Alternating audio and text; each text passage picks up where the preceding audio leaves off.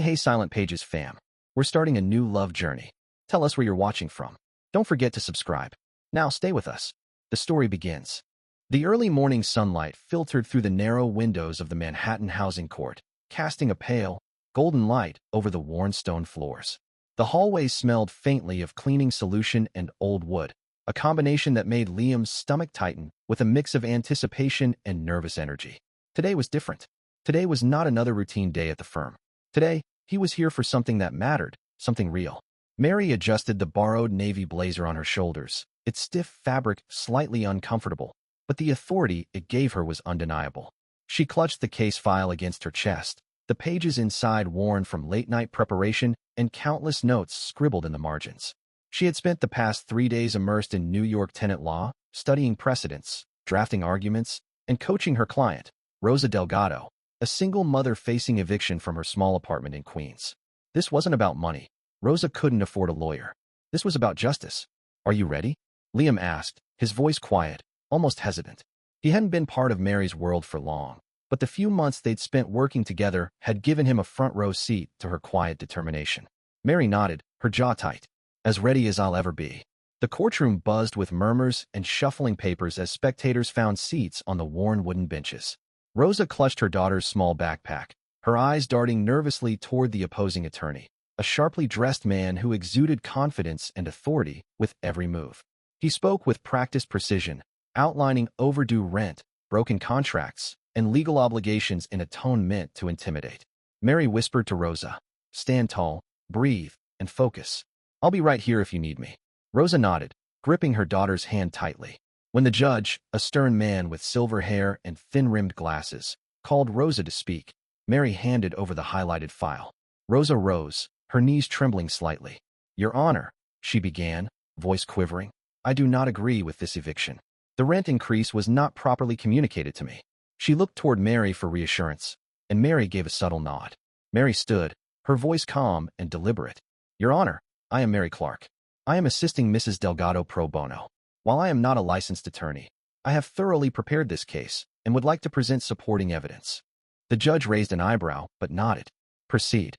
Mary stepped forward, handing the judge and the opposing attorney copies of the lease and the message exchanges with the landlord.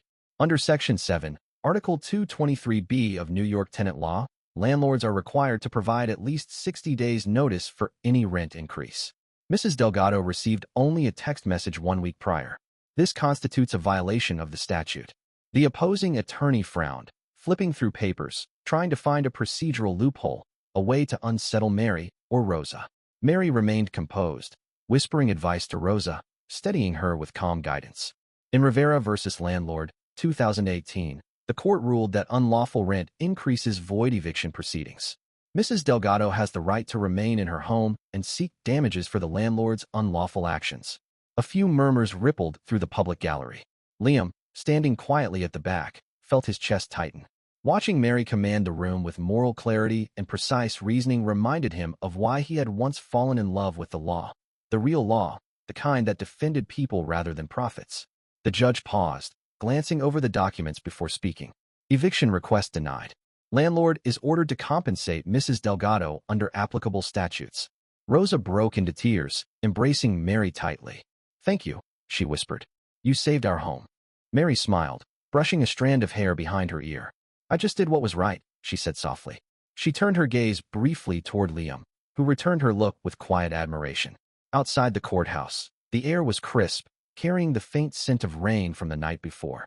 Rosa waved goodbye, holding her daughter close, while Mary lingered for a moment, breathing in the city around her. Liam approached. "You did beautifully," he said, his voice low and sincere. "I've never seen someone handle a first case like that." Mary allowed herself a small, tired smile. "I couldn't have done it without the preparation. Every detail mattered." "You didn't need me here," Liam admitted. "But I'm glad I came." Mary studied him for a moment, noting the subtle admiration in his eyes, the quiet pride he tried not to show. She had seen a glimpse of who he could be, beyond the polished suits and corporate offices. Liam had a good heart, she realized, even if he didn't always allow himself to show it.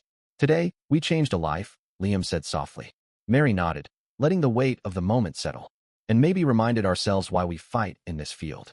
The city hummed around them, taxis honking, pedestrians bustling, But within that small bubble of shared purpose, there was clarity, a sense of achievement, and a faint, unspoken connection between them. Liam didn't reach for her hand, but his gaze lingered, hinting at a deeper understanding. Mary folded the case file and tucked it into her bag. "There will be more cases," she said, exhaling, "and more people who need help. But for today, we did what mattered." Liam smiled, a mixture of pride and something else, admiration, perhaps, or hope. "Then we keep going, one step at a time." As they walked toward the subway together, the early morning sunlight glinted off the skyscrapers, illuminating the path ahead. Mary's mind was already racing with possibilities, strategies for future cases, and ways to make a difference. But for this moment, she allowed herself a brief respite, standing beside Liam, sharing in the quiet victory of justice done. And in the back of her mind, Mary felt the faint spark of something she hadn't expected: trust, respect, and perhaps the beginnings of something more. 2 weeks had passed since Mary's triumph at the Manhattan Housing Court, yet the memory of that morning remained vivid. The crisp sunlight illuminating the courthouse steps, Rosa Delgado's grateful tears, and the quiet admiration in Liam's eyes, it all played on a loop in her mind. But Mary didn't linger in nostalgia. She had been offered a place in the Legal Fellows program at Hunton and Langford LLP, an initiative designed to give aspiring legal minds without traditional credentials a real opportunity to shine. Mary's apartment in Queens felt different that morning. The cramped living room, littered with legal tomes and highlighted notes, seemed almost cozy. Her mother, Margaret, now recovering steadily from her recent illness, sat propped on the couch, knitting quietly. "You've been working non-stop," Margaret said, looking up with a soft smile. "Don't forget to breathe, Mary." Mary chuckled, adjusting her notes. "I can't, Mom. This is my chance to prove I belong, to do something that matters." She paused, glancing at the small stack of letters on the kitchen table, letters from Rosa, thank you cards, and one particularly smudged envelope from Liam. She hadn't opened it yet, afraid it might derail her focus, but the thought of his encouragement gave her a quiet confidence. The Legal Fellows program's first day was a whirlwind. Mary arrived at the firm's sleek 42nd floor offices, a space that had once seemed unattainable. The polished glass doors, the soft hum of printers, and the faint scent of fresh coffee greeted her. Around the training room, for other candidates, all graduates of top-tier law schools, exchanged sideways glances filled with curiosity, skepticism, and subtle judgment.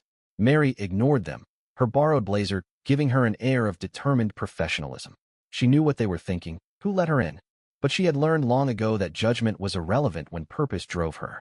Helen Carter, the supervising attorney, addressed the group, her tone both firm and encouraging. "This program will push you. You will analyze real-world cases, propose strategies, and work under pressure. Consider this your chance to show what you're capable of." Mary's first assignment involved a mock international contract dispute, a maze of clauses, penalties, and conflicting statutes. While the other fellows struggled with abstract language and dense legal jargon, Mary approached the case methodically. She dissected each clause, cross-referenced statutes, and anticipated potential counterarguments. By the time she presented her findings, her report was thorough, precise, and actionable. During the presentation, Mary's voice was steady, confident, and clear. She walked the board through her reasoning, cited precedent, and highlighted areas where the contract conflicted with international standards. Even Sophia Langford, notorious for her sharp criticism and dismissive demeanor, remained silent, unable to find a flaw. Liam, seated quietly at the back, observed with an intensity Mary could almost feel. He had returned to the firm in his executive role, and while he didn't intervene, his presence was a subtle reminder that someone believed in her, someone who knew her potential. By the end of the week, Mary had earned not just recognition, but respect. Her name was mentioned in internal reports, and her analysis was slated for review in real case work.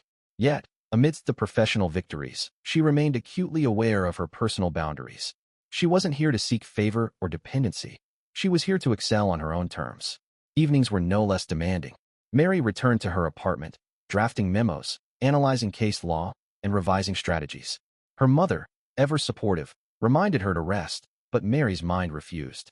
Every minute spent studying was an investment in her own future and in the lives of those who could not fight for themselves.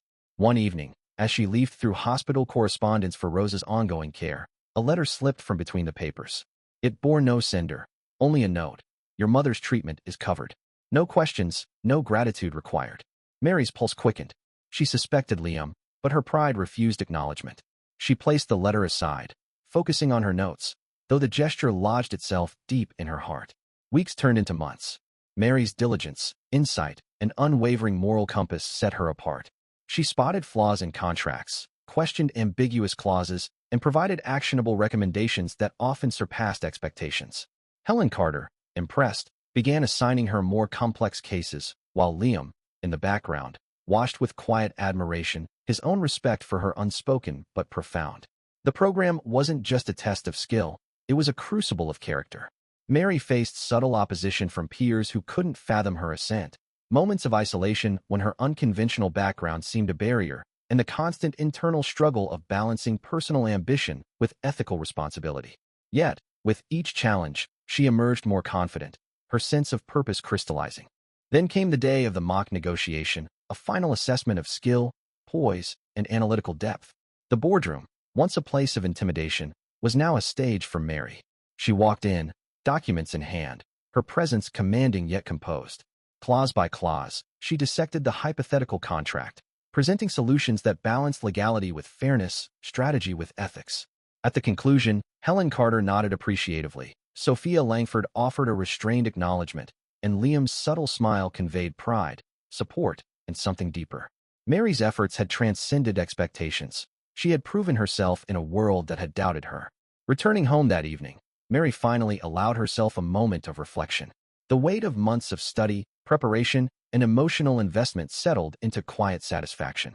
Her gaze fell on the unopened envelope from Liam, the one she had been avoiding. With careful fingers, she opened it. Inside was a brief note.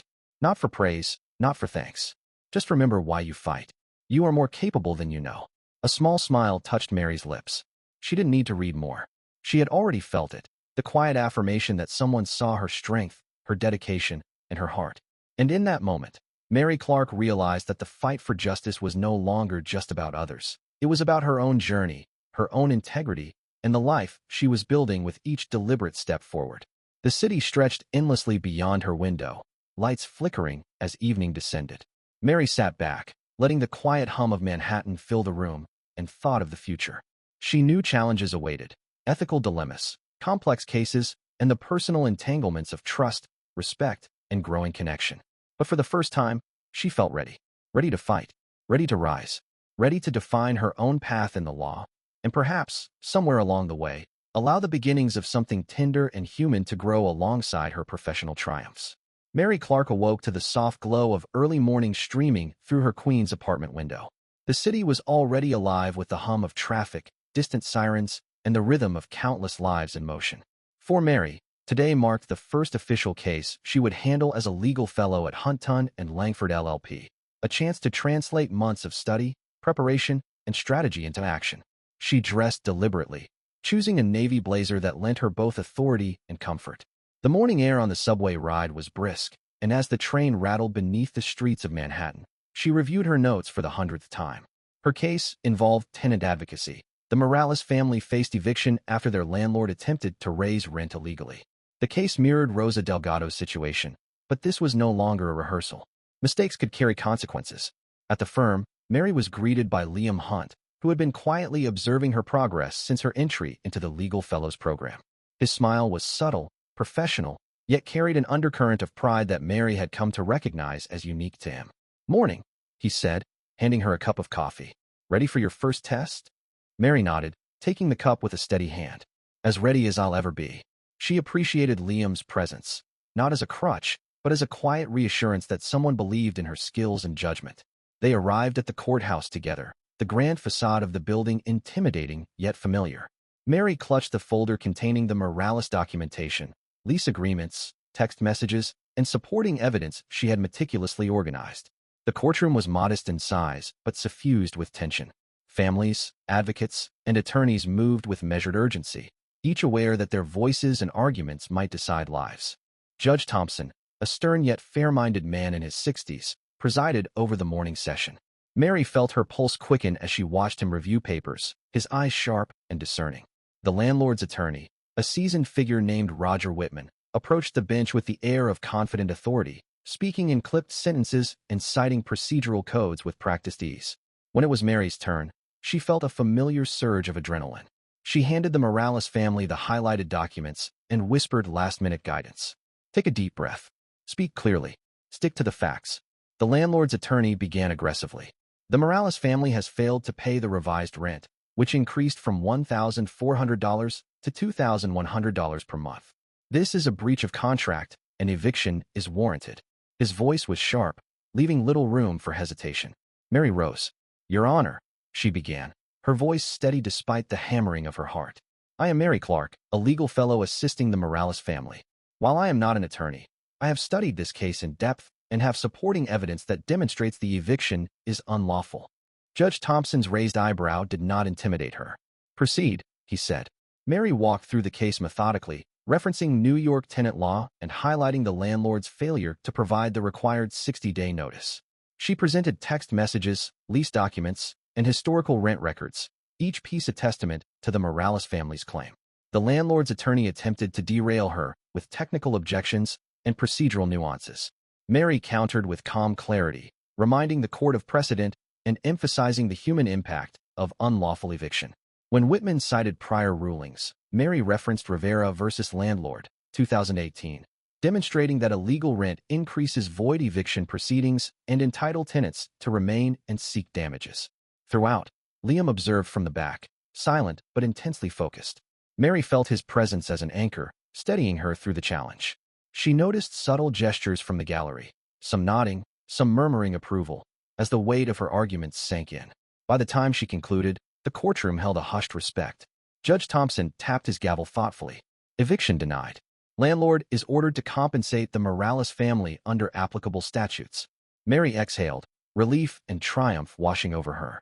The Morales family hugged her, their gratitude heartfelt. Even Roger Whitman, typically unflappable, appeared momentarily disarmed. Liam approached, offering a congratulatory nod that spoke volumes more than words could convey. Returning to the firm, Mary's mind buzzed with reflection. The victory was not merely personal. It reaffirmed her purpose and confirmed that her methods, preparation, and ethical approach were effective. Helen Carter greeted her with measured approval. You handled yourself well, Mary. This was more than a test of knowledge. It was a test of character, and you passed. The weeks that followed were a mix of exhilaration and challenge. Mary was assigned increasingly complex cases, from immigration disputes to contract negotiations, each pushing her analytical abilities and moral compass. She discovered the delicate balance of advocating fiercely while maintaining integrity, the nuances of persuasion, and the weight of real human consequences behind legal procedures. Her relationship with Liam evolved naturally alongside her professional growth. They shared brief moments in the office, exchanging notes, discussing strategy, or simply sharing a quiet cup of coffee. Though their feelings were unspoken, a deep mutual respect and subtle affection blossomed, grounded in shared values and understanding. Mary also faced moments of doubt. There were days when a misread clause or a delayed document triggered sleepless nights and self-questioning. Yet, each challenge reinforced her resilience. She realized that success wasn't defined solely by wins in court, but by persistence, thoughtful judgment, and the courage to confront obstacles directly. One late evening, as Mary sat at her desk reviewing a complex housing case, a small envelope arrived. Her hands trembled slightly as she opened it. Inside was a note from Liam. Your diligence inspires me daily. Remember, you are capable, not because I believe in you, but because you have proven to yourself what you can accomplish. Keep going, Mary. Her heart warmed. It wasn't just encouragement. It was recognition of her autonomy, her growth, and the choices she had made independently. In that quiet moment, Mary understood that she was no longer merely a novice navigating a world of laws and regulations. She was a legal fellow, a strategist, and an advocate with the power to change lives. As the Manhattan skyline glowed through her window that night, Mary felt a profound sense of purpose. She was prepared for the trials ahead, the contentious cases, ethical dilemmas, and the intricate dance of human relationships in the legal world. And somewhere amidst the legal briefs and courtroom proceedings, she knew the possibility of love, trust, and shared journeys with Liam waited patiently, intertwined with the life she was building. Mary Clark leaned back, exhaled, and allowed herself a rare smile. This was just the beginning. The morning sunlight filtered through the massive glass windows of Hunton and Langford LLP, illuminating the polished wood floors and sleek modern desks. Mary Clark stepped into the office with a sense of purpose, her navy blazer crisp, her notes organized meticulously. Today, she wasn't handling a simple tenant case. This was her first corporate dispute, and the stakes were far higher. a high-profile contract negotiation between two multinational companies, both represented by teams of seasoned attorneys. Liam Hunt was already at his desk, reviewing a mountain of documents. When he looked up and saw Mary approaching, a small smile tugged at the corner of his lips. "Ready for your baptism by fire?" he asked, a twinkle of mischief in his eyes. Mary smiled, despite the tension tightening her chest. "As ready as I'll ever be," she replied, adjusting the strap of her laptop bag. They entered the conference room together, where the other legal fellows had gathered. The room was tense. Some glanced at Mary with subtle skepticism, others with quiet curiosity. Helen Carter, supervising attorney, began the briefing. "This isn't a hypothetical. Company A and Company B have been at an impasse over supply chain contracts for months. The firm has been retained by Company A. Mary, you'll take the lead on drafting the initial response, identify weak points, and propose negotiation strategies. You'll present to the board tomorrow." Mary felt a rush of adrenaline. This was no ordinary exercise. This was a proving ground. She listened intently, taking notes and asking pointed questions about contract clauses, penalty terms, and international regulations. The other fellows exchanged impressed glances, quietly acknowledging that Mary's preparation and understanding of complex law rivaled their own elite educations. The day passed in a blur of research, document review, and strategy sessions. Mary immersed herself in the contracts, cross-referencing with relevant statutes, case law, and corporate precedents. Liam occasionally leaned over to offer insights, not answers. He knew better than to overshadow her. Instead, he asked questions that forced Mary to think critically, to anticipate every possible counterargument. Late that afternoon, a challenge emerged. A senior attorney, Gregory Vance, known for his sharp tongue and ruthless efficiency, questioned Mary's proposed clause modifications. "Are you certain these amendments are enforceable under international standards?" he asked, his gaze fixed on her. Mary met his eyes without hesitation. "Yes, Gregory. I've cross-referenced CSG Article 74, along with precedent from European contract law. These amendments ensure enforceability while protecting our client from disproportionate penalties." Vance raised an eyebrow but offered no further objection. Helen Carter, observing from the side, nodded subtly, a sign of approval. Liam gave a quick, almost imperceptible thumbs up. Mary allowed herself a brief, inward smile. The next morning, Mary presented her findings to the board. She stood at the head of the conference table, her laptop projecting detailed analysis, timelines, and proposed clauses. Every point was precise, her voice steady, her reasoning clear. During the presentation, unexpected resistance arose. One board member, Eleanor Grayson, questioned the financial implications of Mary's recommendations. "We need more assurance that these clauses won't expose us to litigation risk," she said. Mary acknowledged the concern calmly. "We've modeled potential scenarios using historical data and risk analysis. The proposed clauses mitigate exposure, and we've included arbitration provisions to further protect the client. I can provide detailed simulations post-presentation if needed." As she concluded, the room was silent. The weight of her arguments had landed, each clause dissected and defended with meticulous precision. When Helen Carter finally spoke, her approval was understated but meaningful. "Excellent work, Mary. This level of analysis is rare, even among senior attorneys." Later, in the quiet of her office, Mary reflected on the intensity of the past 24 hours. The victory was not absolute. The negotiations were only beginning, but she had navigated the labyrinth of corporate law with confidence and integrity. Her sense of purpose was deepening. The thrill of advocacy, whether for tenants or multinational corporations, had become a defining part of her identity. Yet, not all was straightforward. The higher she climbed in the corporate legal world, the more she became aware of subtle power plays, hidden motives, and unspoken hierarchies. Rumors swirled about a possible merger between Hunton and Langford LLP and a rival firm. Senior partners whispered behind closed doors. Alliances shifted quietly, and Mary realized that her professional growth depended not only on skill and diligence, but on navigating complex human dynamics with care. Her interactions with Liam remained a constant source of support. Between case preparations, he would offer guidance in small, thoughtful ways, sharing insights on negotiation tactics, recommending readings on corporate ethics, or simply asking how she was holding up under pressure. Mary cherished these moments, though she kept her feelings closely guarded. The stakes were too high, both professionally and emotionally, to allow vulnerability. One evening, Mary was called into Liam's office unexpectedly. He stood beside the window, hands clasped behind him, eyes fixed on the city lights below. "Mary, I want you to know that what you're accomplishing isn't unnoticed," he said. His voice was low but firm. Your insight, your judgment. It's reshaping how this firm approaches complex cases. I want you to keep pushing boundaries, to challenge assumptions, and to trust your instincts. Mary felt a warmth she hadn't allowed herself to acknowledge before. Thank you, Liam. Your guidance means a lot, she said. But I need to make sure my work speaks for itself. He smiled faintly. It does, Mary, and it always will. But remember, no one succeeds entirely alone. Even the strongest need allies.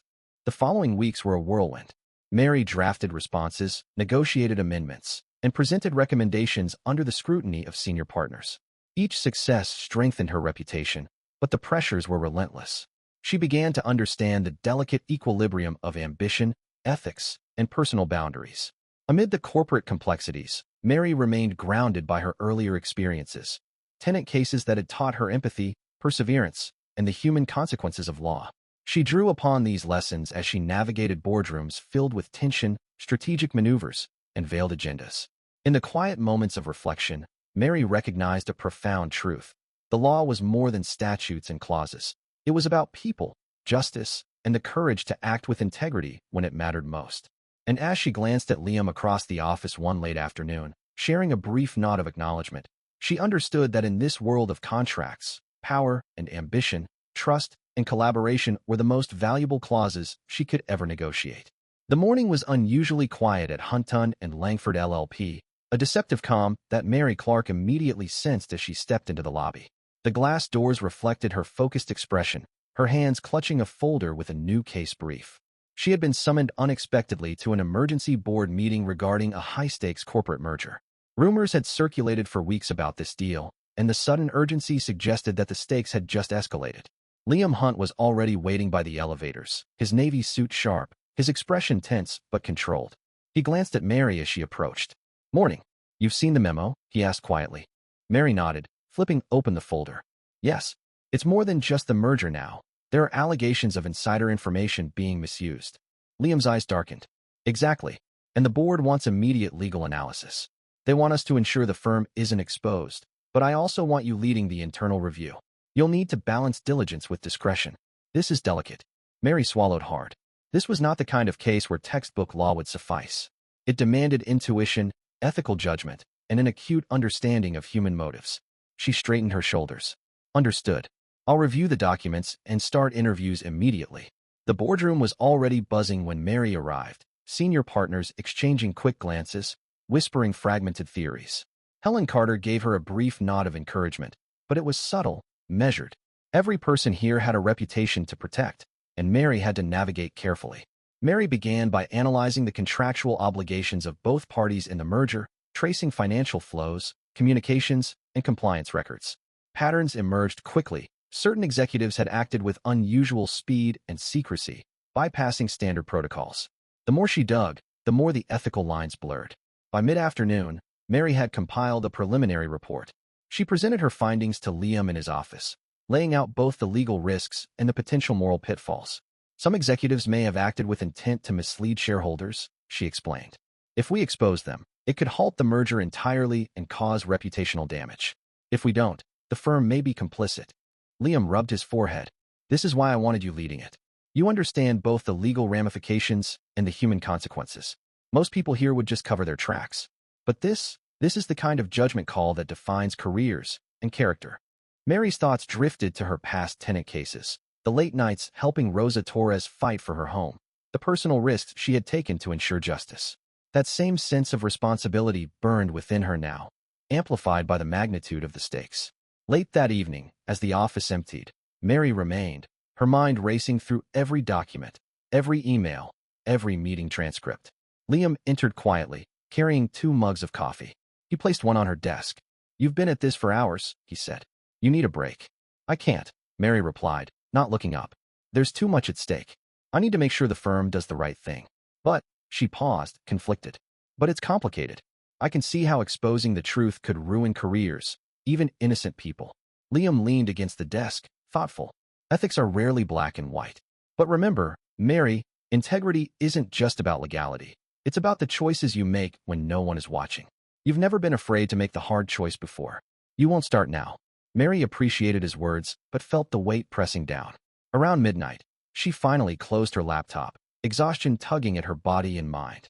She walked to the window, gazing at the Manhattan skyline, the city lights twinkling like distant stars. The moral labyrinth of corporate law felt vast, almost suffocating. The next morning brought an unexpected twist. An anonymous tip had reached the board, corroborating some of Mary's findings, but also introducing new complications. Emails suggesting that a senior partner might have intentionally withheld information to manipulate the merger outcome. Mary's pulse quickened. The stakes had just become personal. During the emergency board meeting, tension crackled like static electricity.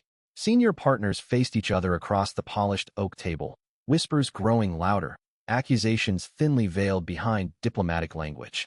Mary presented her updated report, detailing the ethical breaches, legal vulnerabilities, and potential remedies. She spoke with precision, her voice steady despite the undercurrent of hostility in the room. One partner, Jonathan Price, known for aggressive negotiation tactics, interrupted sharply. "Are you saying we risk losing the entire merger over a few emails?" Mary held his gaze. "I'm saying that if we ignore potential misconduct, we compromise not only the firm's reputation but our legal obligations. The risk isn't minor, it's existential." Helen Carter's eyes flicked toward Mary, a silent signal of approval. Liam, sitting nearby, gave a subtle nod. Mary continued, detailing options for discreet internal investigations, compliance reviews, and transparent reporting to the board and regulatory agencies. She balanced legal rigor with moral clarity, demonstrating that she could navigate complex corporate law without sacrificing her ethical compass. By late afternoon, the board had reached a tentative consensus to proceed with internal investigations under Mary's guidance. The decision was a quiet victory, yet the tension was far from dissipated. Whispers and side glances reminded Mary that corporate loyalty and self-interest would constantly test her. As she left the boardroom, Liam intercepted her. "You handled that with remarkable poise," he said quietly, his tone a mixture of admiration and concern. "But I know it's taking a toll." Mary exhaled, feeling the weight of exhaustion. "It is, but I also know why I'm doing this. For the integrity of the firm, for everyone who relies on us to do the right thing. And for me. I can't compromise who I am. Not now. Not ever." Liam reached out, lightly brushing a strand of hair from her face. "And I'll be beside you, every step. Not to lead, not to control, but to support." For a moment, Mary allowed herself a quiet smile, a rare moment of peace amid the corporate storm. She knew the next weeks would be grueling. Interviews, document analysis, and strategic decisions that could make or break careers. Yet, for the first time, she felt confident in her ability to navigate both the legal and ethical terrain. That night, she returned to her apartment in Queens, the city quiet outside her window. She reflected on the journey that had brought her here, from fighting for tenants like Rosa Torres to facing high-powered executives with the firm's reputation on the line. Every choice, every late night, every moral decision had prepared her for this moment. Mary sat at her small kitchen table, pen in hand, jotting notes and reflections in her journal. "Integrity is my compass," she wrote. "No matter the stakes, no matter the pressure, I will not lose sight of what's right. And I will not walk this path alone." A text buzzed on her phone. "Liam, dinner? You need to recharge." Mary smiled, typing back, "Yes. See you in 20. As she set down the pen, she realized that the battle ahead wasn't just about corporate contracts or legal maneuvers. It was about holding true to her principles, making difficult choices, and maintaining the human element in a world driven by power and profit. And she knew, with Liam at her side, she was ready for whatever came next. The city outside continued its ceaseless rhythm, a reminder that life, like law, was a delicate balance of logic, ethics, and heart. And Mary Clark, with her unwavering determination, was beginning to master all three. The city hummed like an unseen heartbeat as Mary Clark entered the lobby of Hunton and Langford LLP that morning. The sky outside was overcast, the light muted, and Mary felt an unfamiliar sense of foreboding. Today was no ordinary day. The results of her internal investigation into the merger scandal were due to be presented to the executive committee, a room known for its razor-sharp minds and equally sharp tongues. Liam Hunt was already pacing near the elevators, his brow furrowed, hands clasped behind his back. "Mary," he said without greeting, "they've scheduled the presentation for 10 a.m., and every senior partner will be there. Some of them already suspect that their careers might be affected. You'll need to be meticulous." Mary adjusted her blazer, feeling the weight of the folder in her hand. "I've reviewed the evidence and cross-checked everything," she said, her voice steady despite the storm brewing inside her. "But we have to anticipate questions and potential pushback. Some people may try to discredit me personally." Liam's eyes softened. They will, but you've never shied away from doing the right thing. Just remember, you're not alone. I'm right there with you. By the time they entered the boardroom, tension crackled like static. Senior partners, their faces a mixture of curiosity, skepticism, and concealed anxiety, turned to scrutinize Mary as she set her folder on the polished oak table. She took a deep breath, centering herself. "Ladies and gentlemen," she began, projecting confidence, "my internal review has uncovered multiple breaches in corporate protocols surrounding the merger. These involve improper disclosures, irregular approvals, and potential conflicts of interest. I will present the facts objectively and then outline options for mitigation." Jonathan Price, his sharp features like a hawk in human form, interrupted. "Miss Clark, are you implying misconduct among our senior partners?" Mary met his gaze unflinchingly. "I am implying that certain actions deviated from standard legal and ethical procedures. Whether these constitute misconduct will be determined through the appropriate channels. My goal is to protect the firm and ensure compliance, not to assign blame prematurely." A murmur spread across the room. Helen Carter gave a subtle nod of approval, and Liam's hand brushed against Mary's back under the table, a silent show of support. Mary began her presentation, systematically presenting evidence, referencing communications, internal reports, and legal standards. She laid out potential risks and consequences, including reputational damage, financial exposure, and regulatory scrutiny. Each point was precise, her voice unwavering even as subtle hostility from certain board members tried to shake her composure. Halfway through, a critical email surfaced, one that could implicate a high-ranking partner in intentionally manipulating merger terms. Mary paused, giving the board a moment to absorb the implications. "This communication," she said, tapping the screen, "suggests that the partner in question knowingly bypassed procedural safeguards. Ignoring it could result in serious legal consequences for the firm and for the individuals involved." Jonathan Price's chair scraped back. "Are you suggesting that we report this externally? That we risk public scrutiny?" Mary held his gaze firmly. "I am suggesting that the firm take corrective action to preserve integrity. Transparency is not weakness. It is the only path to long-term stability." The room went silent, the tension palpable. Some partners shifted uncomfortably, while others, like Grayson and Carter, exchanged approving glances. Liam, seated nearby, gave a subtle nod, silently reminding Mary of their shared mission. After what felt like an eternity, the committee voted to authorize an immediate internal review, supervised by Mary and overseen by Helen Carter. The decision was a victory for ethical governance, yet Mary sensed the unease lingering in the room like an unspoken storm. As Mary and Liam exited the boardroom, Liam exhaled, finally allowing himself a small smile. "You were extraordinary," he said, "but I can tell this is weighing on you. Are you okay?" Mary paused, leaning against the elevator wall. "I'm fine. I didn't expect it to feel so personal. Some of these people have been here decades. Their lives, their reputations, they're on the line. I want to do what's right, but I also can't ignore the human element." Liam's expression softened. "Ethics and empathy often collide in our line of work. You're navigating both beautifully, Mary, and you're not alone." Later that evening, Mary returned to her apartment, the city lights outside casting a kaleidoscope of reflections on the windows.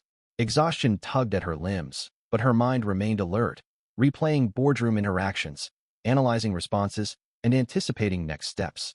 A knock at the door startled her. Liam stepped inside, carrying a thermos of tea. "I thought you might need this," he said gently, setting it on her table. Mary smiled wearily.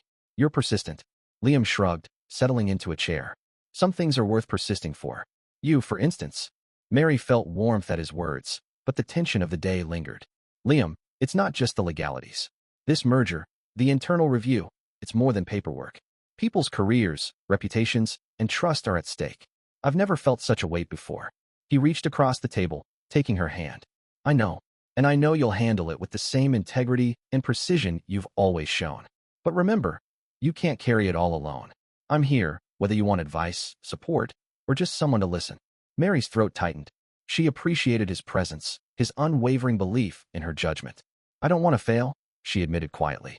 "Not for myself, not for the firm, and certainly not for the people who are counting on me."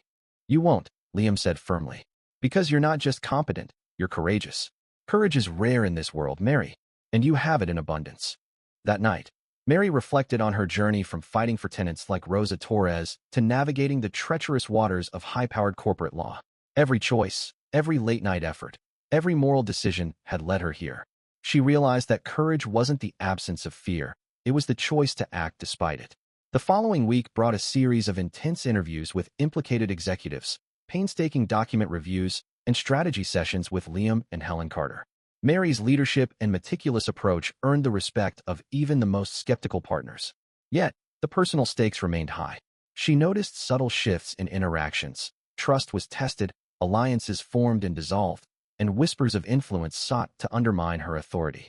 Through it all, Mary found strength in her partnership with Liam. Their shared understanding of law, ethics, and humanity created a bond that transcended professional collaboration. They challenged each other, debated decisions passionately, and supported one another through moments of doubt and exhaustion. One evening, after a particularly grueling day, Liam suggested they take a walk along the East River. The city lights shimmered on the water, and for the first time in days, Mary allowed herself to breathe. "You've changed this firm, Mary," Liam said softly, his hand brushing hers. "Not just with your skill, but with your heart. You remind everyone here why the law exists, to serve people, not just profits." Mary smiled, leaning against him. "It's not easy," she admitted. "Sometimes I feel like I'm balancing on a knife's edge. One wrong move, and everything could collapse." Liam looked down at her, eyes unwavering. "You're not alone on that edge. And you never will be. Whatever comes next, we face it together." As they walked, the city breathed around them, lights reflecting on the water, distant sounds of traffic, the subtle hum of life continuing despite their personal battles. Mary felt a sense of purpose more profound than ever. This merger, the boardroom conflicts, the ethical dilemmas, they were all part of a larger journey. And for the first time, she trusted herself completely to navigate it. That night, back in her apartment, Mary opened her journal. She wrote, "Courage is action in the face of uncertainty.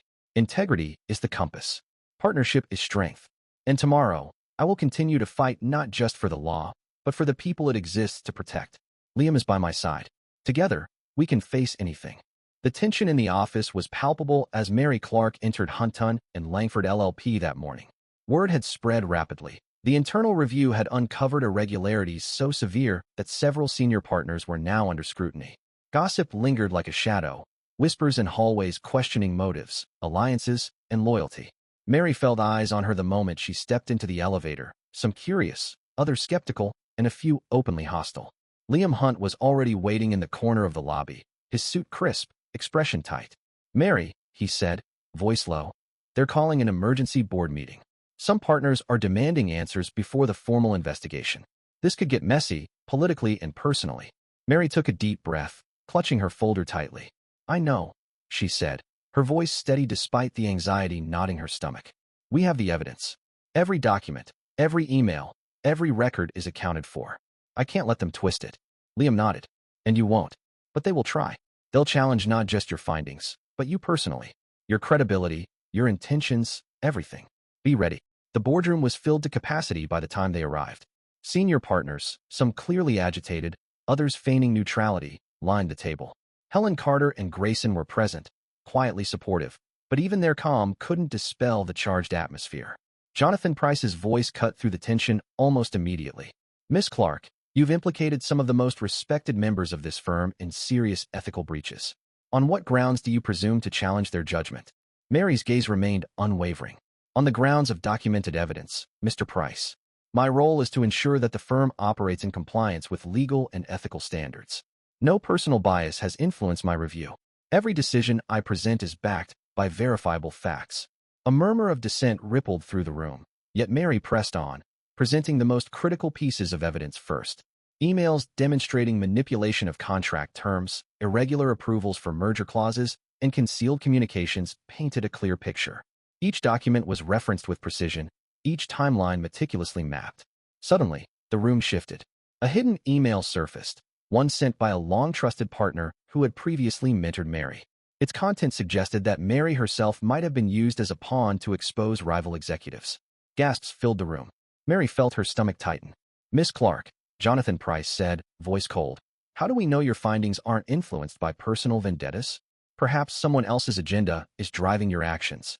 Mary felt a flicker of doubt, but Liam's presence anchored her. He leaned slightly forward, catching her eye. "Stay grounded. Stick to the facts." She exhaled slowly and addressed the board. "Mr. Price, I understand the concern, but the evidence stands on its own. The documents, emails, and internal records speak for themselves. I have no personal stake other than the integrity of this firm and its commitment to lawful, ethical practice. My loyalty is to the principles, not to any individual. Helen Carter nodded approvingly. Mary Clark is correct. The evidence is comprehensive and incontrovertible. Attempts to discredit the messenger will not invalidate the facts presented. The room fell silent, tension hanging thick. Mary could sense the undercurrents, alliances forming and dissolving. Some partners weighing the risk of exposure against loyalty, others calculating how to preserve their power. Then Jonathan Price stood abruptly. I demand a vote to suspend this review pending further oversight, he said, glaring at Mary. We can't allow unverified claims to dictate firm policy or jeopardize careers. Mary felt her pulse quicken. She could not let this happen. With respect, the evidence has already been verified. Delaying action could expose the firm to external risk, legal liability, reputational harm, and financial loss.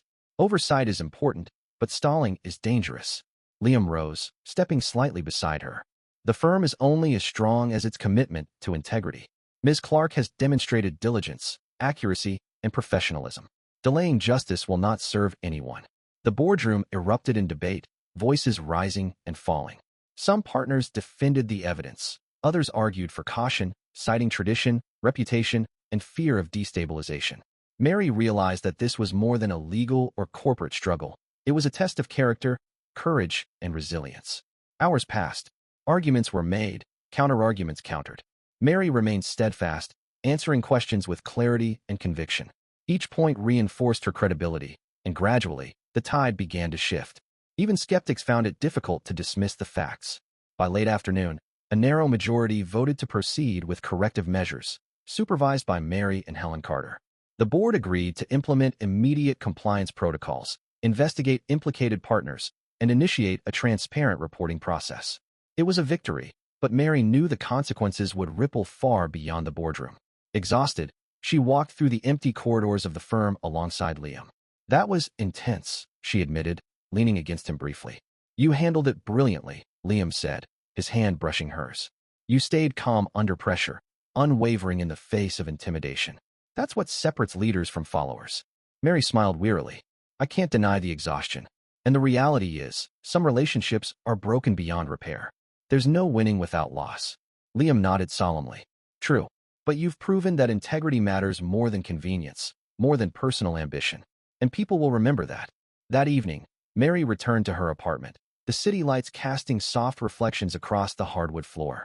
Liam stayed with her, offering comfort, tea, and silent support. You did it, he said simply. You upheld what's right, even when the cost was high. Mary looked at him, gratitude and fatigue mingling in her expression. It's not just me, she said. I couldn't have done it without your support. Liam smiled gently. And I won't ever stop. Not as a colleague, not as a friend, and certainly not as someone who believes in you. For the first time in weeks, Mary allowed herself to relax. She realized that leadership, justice, and ethical responsibility were not solitary pursuits. They required trust, collaboration, and courage. And in Liam, she found a partner who embodied these principles as fiercely as she did. The next morning brought renewed challenges, preparing public statements, handling media inquiries, and reassuring staff. Mary faced each task with precision and resilience, her mind sharpened by the trials of the previous day. And yet, beneath the professional fortitude, Mary felt a deeper, personal shift. The events of the past weeks had revealed not only the corruption and challenges within the firm, but also the strength of her own character and the value of unwavering partnership. As the sun set over Manhattan, casting long shadows across the city, Mary and Liam stood on the terrace of the firm's 42nd floor, looking out over the skyline. The city was alive with possibility, danger, and opportunity. Mary knew the path ahead would be fraught with challenges, but she also knew she was not alone. Together, they would navigate the turbulence, protect those in need, and uphold justice in every form. And in that quiet moment, with the city spread beneath them like a living mosaic, Mary realized that this was just the beginning. Their choices, their courage, and their integrity would shape not only the firm, but the lives of countless people who depended on them. The morning light filtered through the blinds of Mary Clark's apartment, casting long streaks across her kitchen table, where stacks of documents and a laptop were spread in meticulous disarray. The events of the previous day still echoed in her mind. The boardroom confrontation, the narrow vote, the tense expressions of partners who had been forced into accountability. Yet even with the apparent victory, Mary knew the real challenge had only just begun. Her phone buzzed insistently. Liam Hunt's name flashed on the screen. She answered, careful to keep her tone calm. "Morning," she said. "Mary, we need to talk," Liam said, voice low and urgent. "Some of the partners we exposed are not taking this quietly. They're rallying support, whispering to clients, and quietly challenging every decision. This isn't just internal politics anymore. It's reputational warfare." Mary pinched the bridge of her nose. "I expected pushback, but they're trying to undermine everything we built overnight." "Exactly. And you need to prepare," Liam continued. "They're already questioning your role in communications with external auditors and key clients. Some are trying to frame this as overreach, claiming you manipulated findings to settle personal scores." Mary's stomach tightened. Her credibility, her integrity, everything she had worked for, it could be questioned at any moment. She drew in a slow, steadying breath. "Then we meet it head-on. Transparency. Documentation. No deviation. We protect ourselves with facts, not fear." The day unfolded with relentless intensity. Mary returned to Hunton and Langford LLP, entering the office to a landscape transformed. Whispered conversations ceased abruptly as she walked past, many eyes following her with a mix of admiration, skepticism, and barely concealed envy. She passed Helen Carter, who offered a quiet nod of reassurance. By late morning, Mary and Liam convened with the firm's compliance and communications teams. The external auditors were due to arrive in 2 days, and several high-profile clients had requested briefings after rumors of misconduct had reached their offices. Every detail needed verification, every document cross-checked, every narrative airtight. Hours merged into one another as Mary navigated back-to-back meetings. Emails demanded immediate responses, staff sought guidance on procedures. Whispers of discontent morphed into subtle acts of obstruction, misfiled documents, delayed memos, and quiet resistance. Amid the chaos, a personal message landed on her encrypted phone. It was from Claire Morrison, a former ally of the implicated partners. The message was blunt. "They're planning to discredit you publicly. Be careful. Don't trust anyone completely." Mary felt a shiver of unease. Even in a firm she thought she understood, allegiances were shifting like sand. Liam caught her staring at the screen and placed a reassuring hand on her shoulder. "Mary, this is the cost of progress. They're scared of change. That's why they fight." By evening, Mary had retreated to her office, the city lights spilling across the floor in a pattern of fractured gold and silver.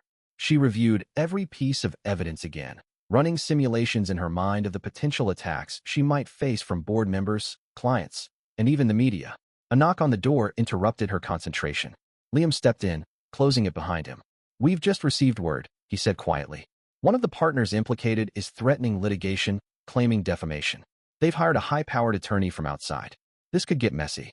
Mary's chest tightened. She had anticipated professional fallout, but the intensity of personal attacks caught her off guard. She looked at Liam, the fatigue and worry reflected in his eyes. "We'll face it," she said, voice firm. Together. The night descended like a velvet curtain, and Mary found herself walking alone through the quiet streets of Manhattan after a late dinner with Liam. Neon reflections danced across puddles from a recent rain, each step echoing with a rhythm that matched her racing thoughts. She replayed the boardroom debates, the skeptical glances, the whispers of doubt, and the subtle betrayals. Her phone vibrated again. It was a text from an anonymous number. "They're targeting your family next. Watch your mother. Be careful." Mary's heart lurched. Her mother, Marie, was recovering well, blissfully unaware of the storm raging at Mary's workplace. The thought of harm coming to her brought a rush of fear and anger. She called Liam immediately. "They're escalating," she said, voice sharp. "They're trying to intimidate my mother. I won't let that happen. We'll secure her, Mary. Don't let fear cloud your judgment. Keep your focus," Liam responded, steady and commanding. The following days were a whirlwind of calculated maneuvers. Security measures were discreetly increased for Marie. Mary and Liam coordinated with legal counsel to anticipate and neutralize every external threat. Press releases were carefully drafted, and client communications were monitored with precision. Each action required balance, firm yet measured, assertive yet tactful. Then came the critical confrontation, a face-to-face meeting with the partner threatening litigation, Marcus Vail, known for his ruthless tactics and cunning strategies. The meeting took place in a private conference room, its walls glassed with opaque privacy screens. Vail entered with a confident swagger, exuding the charm of someone who thrived on manipulation. "Mary Clark," Vail said, voice silky, "I admire your tenacity, but you've crossed a line. Your little crusade has threatened reputations, jeopardized contracts, and now you're endangering people personally connected to this firm. Do you realize the consequences? Mary met his gaze steadily. I'm aware of the consequences, but I am also aware of the evidence, and the truth is on my side. Intimidation will not silence facts, Mr. Vale. Vale smirked. Facts are malleable. Interpretation is power, and power, Miss Clark, is what you'll need to survive what's coming. Liam stood behind Mary, silent yet imposing, his presence a subtle warning that she was not alone. Mary felt a surge of determination. She would not be cowed, not by fear, not by threats, not by the murky tactics of a desperate adversary. As Vale left, Mary exhaled slowly, realizing that this confrontation was only the beginning. The battle for justice and integrity extended beyond the walls of the firm, reaching into the shadows where corporate ambition, fear, and loyalty collided. And Mary, with Liam at her side, would navigate it all, guided by principle and the unwavering commitment to protect those who could not protect themselves.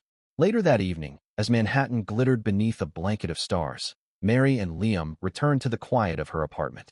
Exhaustion weighed on both of them, but there was solace in their shared resolve. Tomorrow is another fight, Mary said softly, leaning against Liam. Yes, he replied, but you've already proven that no storm can break you. We face it together, and we endure. Mary nodded, a mixture of fear, determination, and quiet hope intertwining within her. The shadows of consequences had grown long, but in their shared strength, she could see a glimmer of light, one that would guide them through the darkest hours and into a future defined by justice, courage, and unyielding integrity. The early morning sun had barely touched the glass facades of Manhattan's financial district when Mary Clark arrived at Hunton and Langford LLP. The building loomed, sleek and imposing, reflecting the pale gold of dawn across its mirrored surfaces. Today was unlike any other day she had faced. Every decision, every calculated maneuver, every late-night preparation would culminate in a single, defining confrontation. Liam Hunt met her in the lobby, briefcase in hand, expression taut with controlled intensity. Mary, they've escalated further. Marcus Vale has brought in external counsel, and they've subpoenaed internal communications. They're trying to expose every step we've taken, to frame it as misconduct rather than accountability. Mary adjusted her blazer, a practiced motion that belied the adrenaline coursing through her veins. Let them come. We've documented everything. Every decision, every email, every procedural review, transparent and above board. We're ready. They took the elevator to the 42nd floor, the silence between them heavy but understood. In the conference room, the tension was palpable.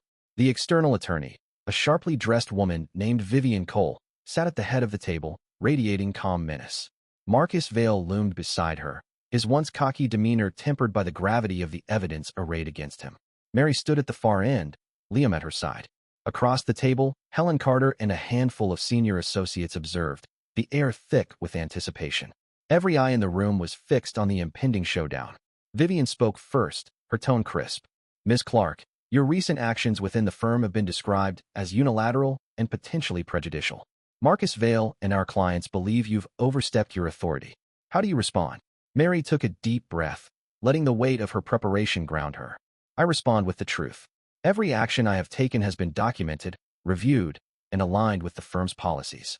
The internal audit we initiated was necessary to address misconduct and protect both the firm and our clients.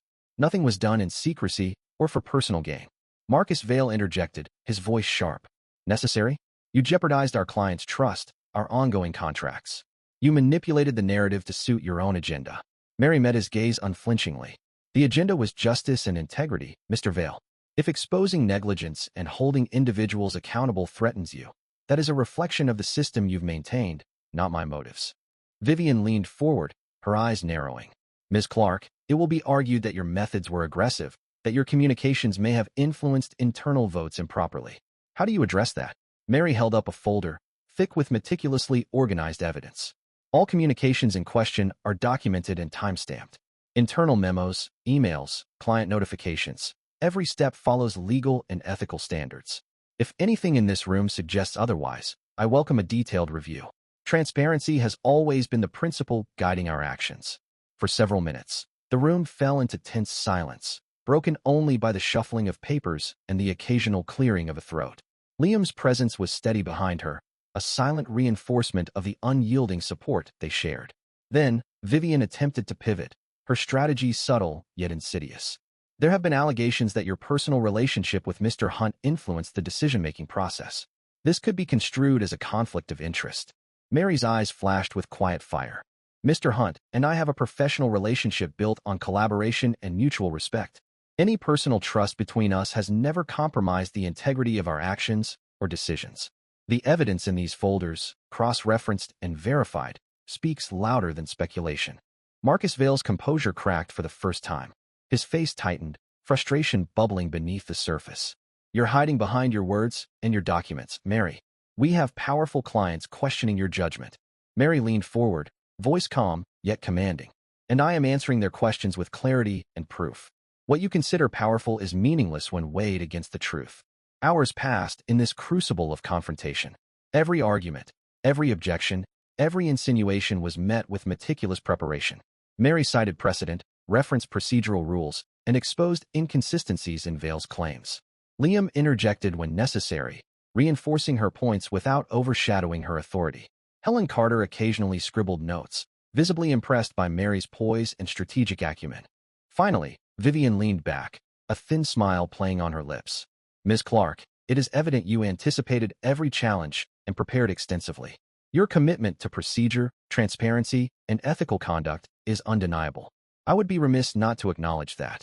Marcus Vale sat in stunned silence, the weight of accountability finally pressing upon him. The veneer of arrogance cracked, leaving a man confronted by the consequences of his own actions. Mary exhaled slowly, feeling the release of tension she had held for weeks. Yet, even in this moment of apparent victory, she remained vigilant. The fight for integrity was never complete. It required constant diligence. Later that evening, the city stretched below the windows, glowing with a mosaic of lights and motion. Mary and Liam returned to her apartment, the adrenaline replaced by a quiet exhaustion. She poured a cup of tea, the warmth a small comfort against the weight of the day. Today, we made a difference, Liam said softly, sitting beside her. You faced them all and held the line. Mary looked out at the city skyline, her reflection layered over the lights, a symbol of resolve and resilience. We did. And yet, it's not just about surviving the storm. It's about changing the culture that allowed it to brew. That's the real fight. Liam nodded, placing a steady hand over hers. And we'll continue it. Together. A knock at the door broke the moment. Mary opened it to find her mother, Marie, holding a basket of freshly baked bread and cookies, a quiet, maternal reminder of what they were fighting for. Mary, her mother said gently, you've faced so much, but I've never been prouder. Not just for what you've done in the office, but for who you are. Courageous, just, and relentless. Tears welled in Mary's eyes. I couldn't do any of this without Liam, and without knowing that what we fight for matters, not just to us, but to everyone who depends on integrity to protect them. That night, Mary and Liam sat together on the fire escape, gazing at the sprawling city beneath. The air was crisp, carrying the faint scent of rain and asphalt. For a moment, the chaos of corporate warfare, the betrayals, and the threats seemed distant, replaced by a sense of purpose and a commitment to the ideals that had guided them all along. Mary whispered into the night, almost to herself, this is just the beginning. But we'll endure. We'll protect what's right. We'll fight with heart. Liam squeezed her hand, their fingers intertwined, a tactile affirmation of unity. And I'll be beside you every step of the way. No shadows too dark, no challenge too great. Together, we are unstoppable. Mary leaned her head on his shoulder, allowing herself the briefest moment of rest, knowing full well that tomorrow would bring more challenges. Yet, for the first time in weeks, she allowed a spark of hope to grow. Hope that courage, integrity, and partnership could overcome even the most formidable of adversaries.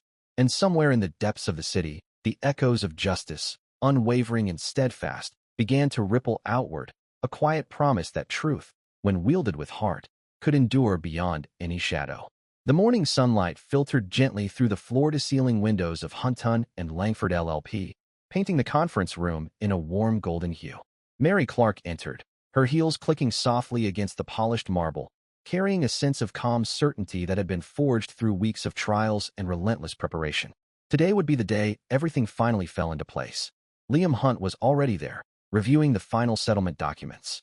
His posture was relaxed, but his eyes carried the familiar intensity she had come to know as both a challenge and a comfort. Good morning, he said, glancing up with a small, appreciative smile. Ready to finish this? Mary nodded, letting a small, confident smile cross her face. As ready as I'll ever be. The boardroom was nearly full when they arrived. Helen Carter and several senior associates were present, as were representatives from their clients, many of whom had been directly affected by the disputes and injustices Mary had fought to correct. The atmosphere was thick with expectation. Even Marcus Vail, looking considerably subdued, was in attendance, accompanied by his external counsel, Vivian Cole. The judge, or in this case, the arbitrator overseeing the final settlement, called the room to order. We are here to conclude the proceedings regarding the internal disputes, contract irregularities, and allegations of misconduct at Hunton and Langford LLP. Ms. Clark, Mr. Hunt, you may begin. Mary stepped forward, handing a copy of the settlement proposal to the arbitrator. Thank you. We believe the evidence, communications, and procedural records clearly demonstrate that all actions taken by our team have been lawful, ethical, and in the best interests of our clients. The proposed resolution reflects accountability, transparency, and restitution where necessary. She went on to detail the measures the firm had implemented under her and Liam's guidance. Corrective policies to prevent future breaches of procedure. Restitution plans for affected clients. Internal auditing reforms to ensure ethical compliance. Pro bono initiatives to support tenants, small business owners, and others marginalized by systemic inequities. As Mary spoke, the room seemed to lean in. Vivian Cole's expression softened slightly. Even Marcus Vail avoided direct eye contact. The weight of truth and preparation was undeniable. When the presentation concluded, Liam added a calm but firm affirmation. All actions were taken to protect our clients and uphold the integrity of this firm. Any implication of personal conflict or improper influence is unfounded and counter to the documented facts. A hushed silence fell. Then the arbitrator nodded slowly. After reviewing all submissions, documentation, and testimony, it is clear that Ms. Clark and Mr. Hunt acted within the bounds of professional and ethical responsibility. The firm's proposed settlement, corrective measures, and restitution plans are accepted. Mary exhaled, feeling the tension leave her body in a rush. Liam's hand found hers, their fingers intertwining. We did it, he whispered, voice low with relief. Even Marcus Vail finally spoke, his tone reluctant but respectful. Ms. Clark, your diligence, organization, and unyielding integrity have forced a reckoning I can no longer deny. I acknowledge the correctness of your actions. Mary nodded, accepting the concession without gloating. It was enough. Justice had been served, not only for the clients and the firm, but for the principle that integrity and courage could prevail over arrogance and entitlement. Later, in a quiet moment, Mary returned to the office they had worked so tirelessly to stabilize. Liam joined her, leaning against the doorway. You know, he began, a teasing edge to his otherwise serious tone. All this time, you've been the one keeping me in check. I've learned more from you than I can possibly articulate.